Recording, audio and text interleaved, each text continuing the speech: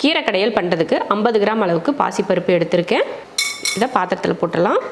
தண்ணி, கீரை குழம்பு எந்த அளவுக்கு தேவைன்னு பார்த்துட்டு தண்ணி வந்து கம்மியாக ஊற்றிக்கிட்டால் போதும்.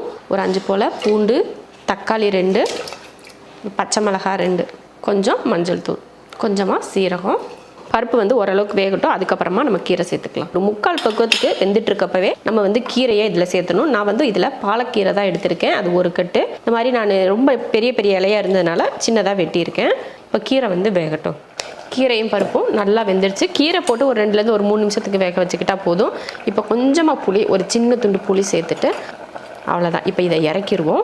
கீரை கடையிறதுக்கு முன்னாடியே நம்ம ஒரு தாளித்து ஊற்றிட்டு அப்புறம் தான் கடையணும். எண்ணெய் காஞ்சதுமே ஒரு 1/4 ஸ்பூன் அளவுக்கு சீரகம், 1/4 ஸ்பூன் அளவுக்கு வரமல்லி பொரிஞ்சதுமே ஒரு 100 கிராம் அளவுக்கு சின்ன வெங்காயமும், ஒரு 7-8 பச்சை மிளகாய், ஒரு 4 பல் பூண்டு, கொஞ்சம் கருவேப்பிலை சேர்த்து இதை வதக்கி விட்டுறலாம். பச்சை மிளகாய் வெங்காயம்லாம் அந்த பச்சை கலர் மாதிரி நல்லா அந்த பச்சை வாசனை போயிருச்சு. இப்போ அடுப்பை ஆஃப் பண்ணிடலாம். ஆஃப் பண்ணிவிட்டு இதை கீரையில் ஊற்றிடலாம். தேவையான அளவுக்கு உப்பு சேர்த்துடலாம். உப்பு சேர்த்துட்டு இதை கடைஞ்சி எடுத்துருவோம். அருமையான ஒரு டேஸ்ட்டில் பாலக்கீரை கடையல் என்னோடய ஸ்டைலில் நான் வீட்டில் எப்படி பண்ணுவேன் அப்படிங்கிறத உங்களுக்கு நான் செஞ்சு காட்டியிருக்கேன்.